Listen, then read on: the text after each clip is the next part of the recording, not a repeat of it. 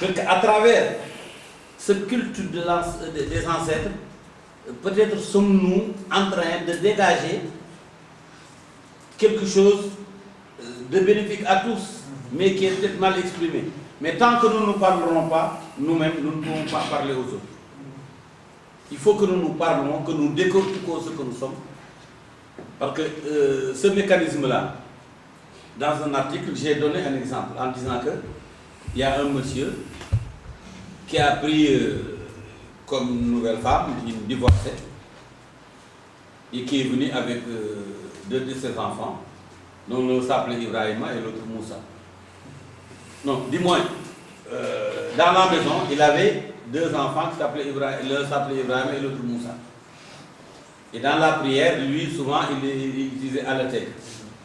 Et puis il terminait toujours par Saint-Filoula, Saint-Ibrahima ou Moussa. Alors que la femme, la nouvelle mariée, donc la bien-aimée, si vous voulez, la préférée, il avait amené son fils, qui s'appelait Jimba. Un jour, elle fait la grève du lit.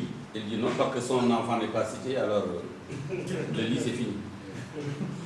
Alors le gars il se lève, il dit Safiullah, Safi Ibrahim, Moussa, Wajimba. Et ces Wajimba là, ce sont nos textes locaux que nous voulons hisser au niveau de nouveau Coran.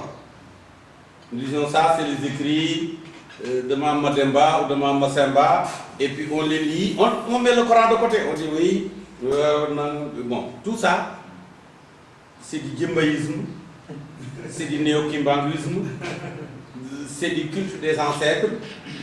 Ne le nions pas, mais soyons-en conscients. Ne pas en être conscient, c'est être manipulé à son insu. En être conscient, c'est contrôler ce qui risque de vous contrôler si vous ne le contrôlez pas. Et je la mesure.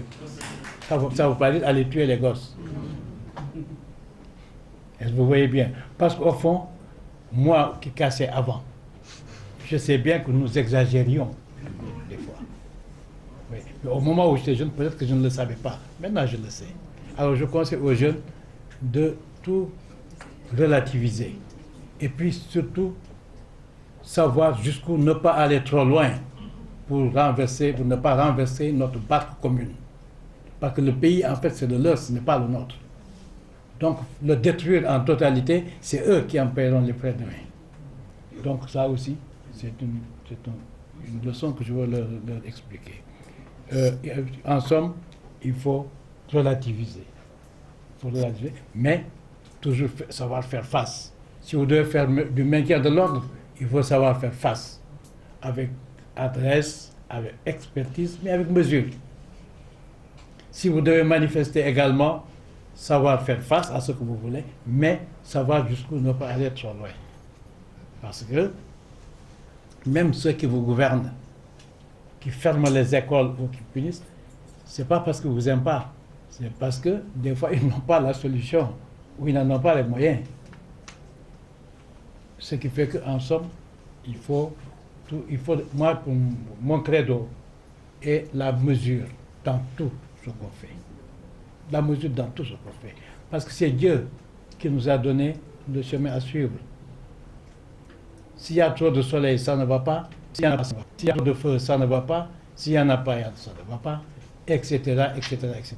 Tout ce qui est excessif n'est pas bon. Dans votre corps humain, le dosage du sang, tout est équilibre et mesure. Dès que vous déstabilisez un équilibre créé par Dieu, mais vous avez un cataclysme autrement plus fort encore que l'objet même de la déstabilisation que vous faites, et vous partez perdant. Voilà ce que je voulais dire, pour ne pas être trop long. Monsieur le directeur, pardonnez-moi de reprendre la parole. C'est d'abord pour rectifier un peu ce sentiment que vous êtes en train de donner à nos étudiants, que nous parlons de nœuds de cravate, alors que nous avons des préoccupations plus sérieuses que cela. Mais je pense que quand on a développé une carrière comme celle du général Mamadou Niang, quand on a 30 ans durant été au front, quand malgré tout on a pu bâtir une vie de famille extrêmement solide, c'est qu'il y a quelqu'un qui est derrière. Et je dis exactement la même chose à nos collègues. Je n'ai jamais félicité un collègue qui a réussi au concours d'agrégation sans y avoir associé son épouse. Je pense qu'il faut que nous préparions les jeunes à la vie de demain. Ce n'est pas seulement leur dire comment il faut manifester, quand est-ce qu'il faut manifester. Cette approche politique, c'est vrai, mais les préparer aussi à la vie de famille. Que ce soit des jeunes filles ou des garçons, leur expliquer que leur vie dépend aussi de la solidité, de la construction de la famille qu'ils sont appelés à bâtir.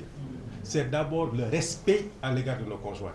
C'est la confiance à l'égard de nos conjoints qui nous permet, malgré le nous que cela.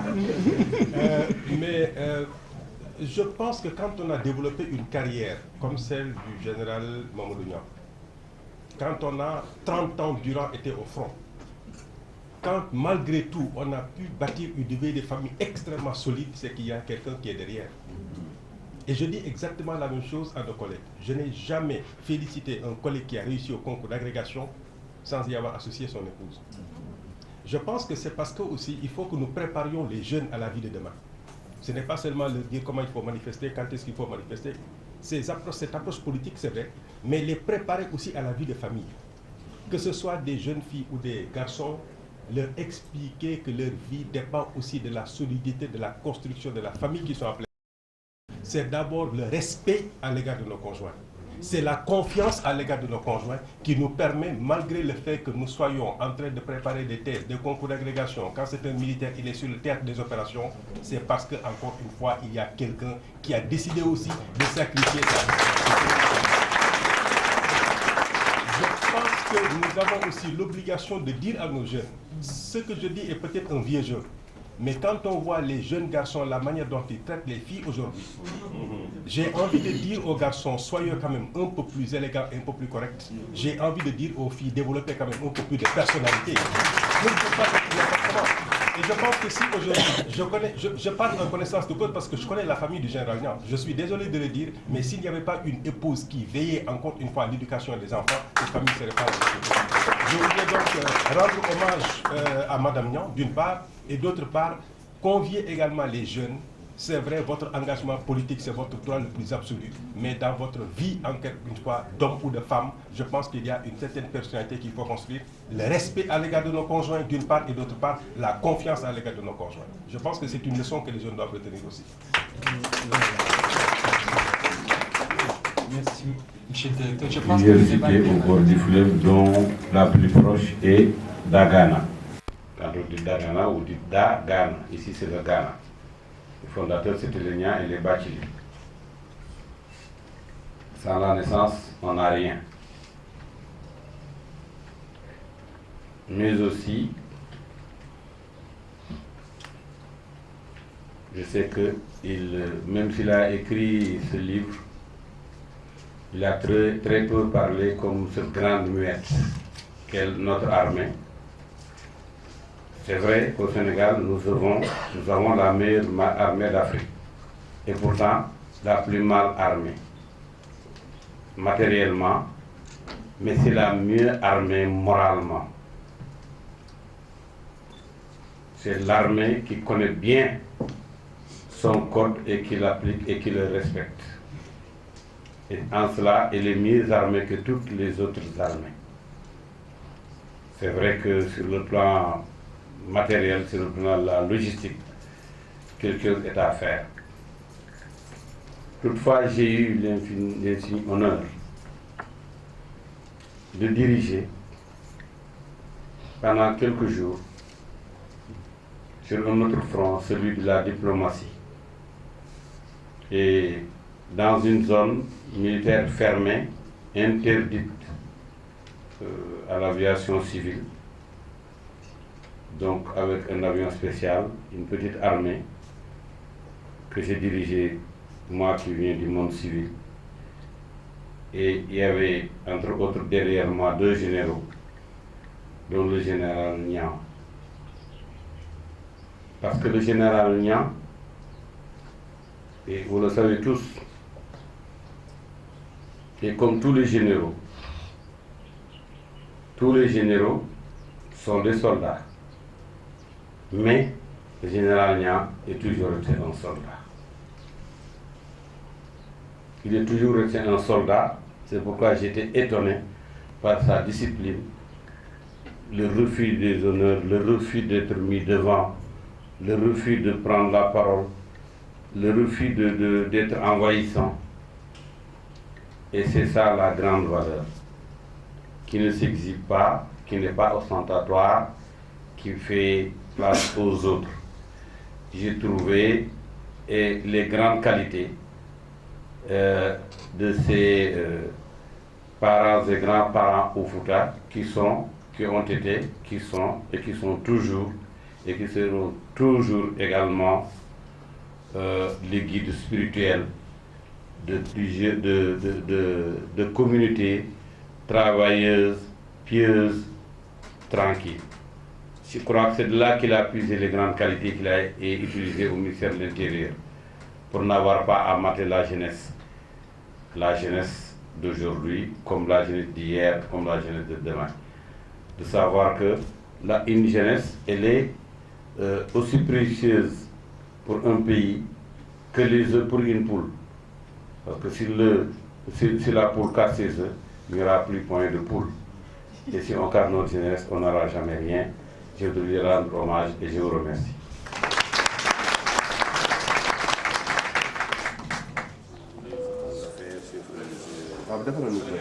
Donc voilà, je suis à Saint-Louis depuis hier, dans le cadre de l'activité du ministère. Hier, j'ai déjà donné un cours à l'UFR qui s'occupe de religion. C'est sur le thème l'apport des religions au patrimoine linguistique. Ce matin, je suis venu participer à la dédicace du livre de mon ami le général Niang. Comme je l'ai expliqué, à un moment donné, j'ai activé des missions dans les membres, notamment sur le dossier Tchad-Soudan quand c'était très chaud. J'ai suivi tout à l'heure. Maintenant, à 15h, je dois participer à un panel au théâtre, à l'amphithéâtre C de cette université sur religion et terrorisme. Je suis l'un des 4 panélistes. Et aussi, je vais présenter mon livre sur le Wolof, qui a été édité par l'IFAN et qui va être réédité récemment par l'Harmattan. Donc autant dire que c'est des activités universelles qui m'amènent aujourd'hui à ce... Alors, par anticipation, est-ce que vous pouvez nous résumer un peu la teneur de votre discours en tant que panéliste ou conférencier ce soir? Ah oui, je dois parler du terrorisme, ce que je connais bien. C'est d'autant plus que moi-même, aujourd'hui, acteur de l'actualité, je participe aussi comme un dinosaure de cette même actualité qui touche aux politiques. Parce qu'entre le politique et le religieux, c'est à travers l'histoire. Donc, le politique, donc l'État, a toujours essayé de se payer la religion, de la dompter, de faire sa chose. Mais à chaque fois qu'il faiblit, c'est aux religieux. Le religieux essaie de moraliser le jeu et de prendre sa place. Voyez-vous, pour le christianisme, l'empereur Constantin, c'est en quelque sorte payer cette religion qu'il a amenée à Rome. Il en a fait une chose de l'Empire romain. Aujourd'hui, si le pouvoir faiblit, les religieux vont monter. Et donc, comme vous le voyez, comme dans les plateaux tectoniques continentales qui se touchent, dans ces zones-là, il y a des failles et c'est des zones très chaudes, volcaniques. Et il y a, je crois, au Sénégal, le fait qu'on ait exclu pendant 3 siècles les religieux de la chose publique a des ramifications aujourd'hui dans le discours. Parce qu'il y a des généraux de l'armée, mais il y a les khalifes généraux religieux sont aussi des généraux, parce qu'ils ont des troupes. Et je crois que ceci peut engendrer des volcans qui peuvent s'appeler terrorisme. C'est un nom qu'on donne à une chose qui a toujours existé. Alors, parlant de l'actualité brûlante, on parle de l'audit, on parle d'enrichissement illicite et tout. Un journal même vous a cité comme possible personnage qu'on pourrait entendre et tout. Quelle lecture vous faites un peu du gouvernement politique sénégalais? Écoutez, moi j'encourage tout ce qui fait, tout ce que l'on peut faire pour récupérer tout bien donc acquis de manière illicite par d'autres. Ça, je ne peux qu'encourager. Le religieux ne peut faire que ça. Bon, maintenant, je crois que moi j'ai fait journalisme. Je crois qu'il y a des gens qui écrivent dans des journaux. Ils ne font pas le journalisme. Le journaliste ne peut pas créer l'événement, mais il peut le photographier. On ne peut pas photographier l'existant. Moi, je ne peux pas être suspect, et de quoi que ce soit, parce que je suis bien avec ma conscience. Déjà du temps de Senghor, j'amenais jusqu'à 100 personnes à la Mecque. Sous Senghor, j'ai même affrété des avions qui ont pris des pèlerins à partir de Kaolack pour les amener à la Mecque. En tant qu'individu, j'ai jamais... Ça ne pouvait pas être le gouvernement de Senghor. Sous Diouf, j'ai fait beaucoup de choses. J'ai donné... Ça fait longtemps, ça fait 40 ans que je donne des maisons, que j'amène des gens à la Mecque, que j'enrichis des gens, que je donne des bourses, que j'aide des nécessités. Et ce n'est pas aujourd'hui que je vais m'arrêter. Je n'ai rien sur ma conscience. J'ai parlé des 2 véhicules que j'avais amenés pour moi-même et que j'ai retrocédés au président de la République. Le Trésor m'a payé. Je n'ai aucune responsabilité de ce qu'on en a fait en 2012, alors que moi j'ai vendu en 2008. J'ai vendu 40 véhicules, je réclame près de 4 milliards à la présidence qu'elle me paye mon argent. Même si j'avais volé l'argent pour acheter les véhicules, ils me doivent mon argent. Donc c'est que les gens... Bon, j'ai vu que votre collègue d'enquête, lui, il persiste, il dit oui, qu'on devait me demander, poser des questions sur le blanchiment dans lequel un de mes fils ou 2 ont été cités il y a quelques années. Mais il y a un non-lieu. Le non-lieu est un jugement. Il y a un jugement de non-lieu depuis 2010. On ne peut pas maintenant en parler. Il y a un adage juridique qui dit nobis in idem. C'est-à-dire qu'on ne peut pas évoquer une deuxième fois une chose déjà jugée. Sur le plan politique, certains partis même alliés du président Macky Sall dénoncent un peu sa mauvaise gestion du pays, hein, du panier, en tout cas du panier de la ménagère. Vous, qu'est-ce que vous pensez un peu du temps déjà passé par Macky Sall au pouvoir? Vous savez que moi j'ai été du camp qui se trouvait en face de notre actuel président de la République. Mais comme vous le savez aussi, aujourd'hui, il faut être réaliste. Le président Macky Sall me rassure parce que c'est quelqu'un qui agit comme une force tranquille, lentement mais sûrement, sans bruit. Les gens ont tellement l'habitude de ce que ceux qui nous gouvernent fassent du bruit pour ne rien faire. Mais je dis à ces gens-là, de la même manière que le président Macky Sall vous a surpris en se faisant élire à votre place, alors que vous êtes à la conquête de sa place depuis plus de 30 ans. Soyez de bons perdants. Mais le président Macky Sall, il fait ce qu'il fait.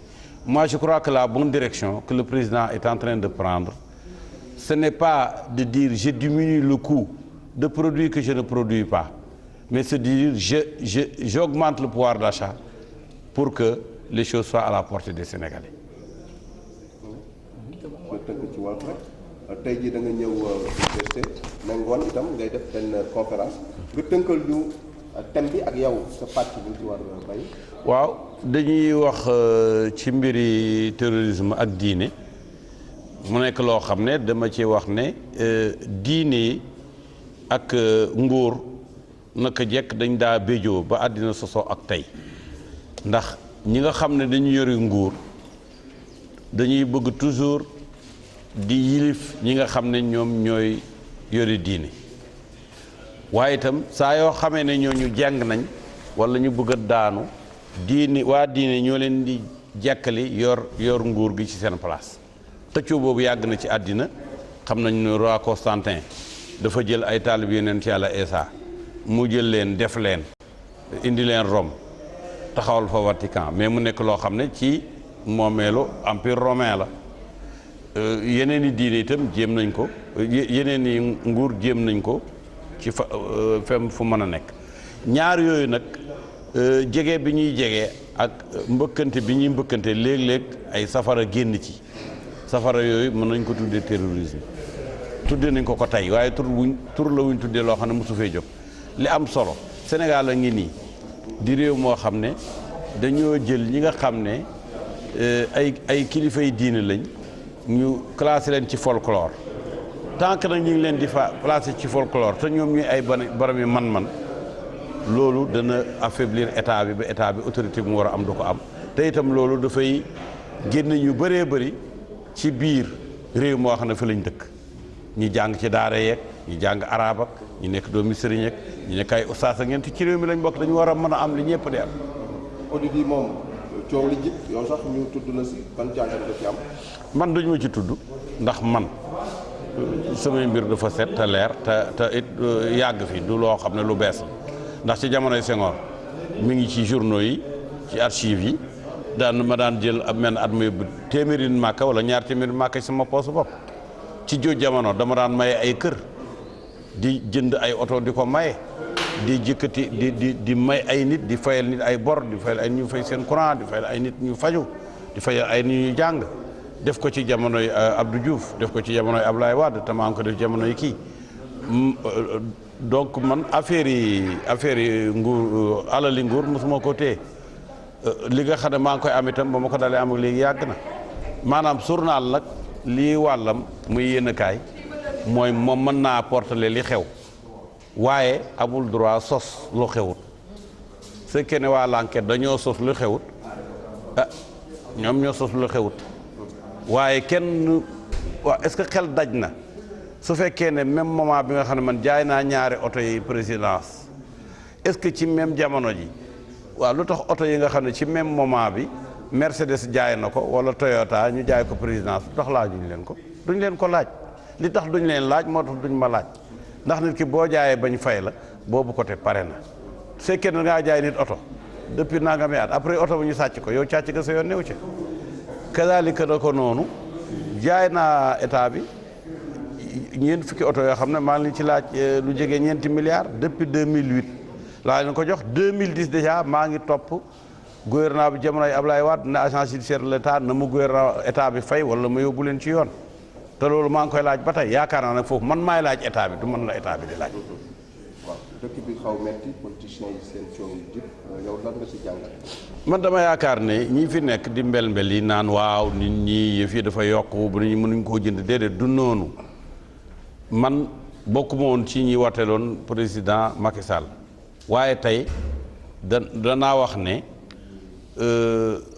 président Macky Sall yoon wi mu jaar man dalal na sama xel ndax yoonu ingénierie la parce que politiciens yi dañuy wër di mbel-mbel di wax ingénieur moom mi ngi sëgg di defar machine am ba machine bi tàkk nekk avion jël nit ñi yóbbu leen loolu moo gën a am importance doo jamais ingénieur buy mbel-mbel yi mënewu ko du formation am mais yaakaar naa ne yoon wi mu aw ñun ñëpp war nañ ko cee dëgëral mooy nit ñi nañ bu seeree itam na ko nit ñi mën a jënd moo gën nga ne danaa ko wàññi donte li ma ko wàññi nit ñi duñ ko mën a jënd waaw je crois que yoonu yokk pouvoir d'achat bi yoonu lu président Macky nekk te loolu population bi soxla te président Macky Sall kam 65% ci réew mi ñoo ànd ak moom kon nag bërëm 10 yeeg 12 ak 8 yi nañ noppi nag. Merci monsieur le ministre.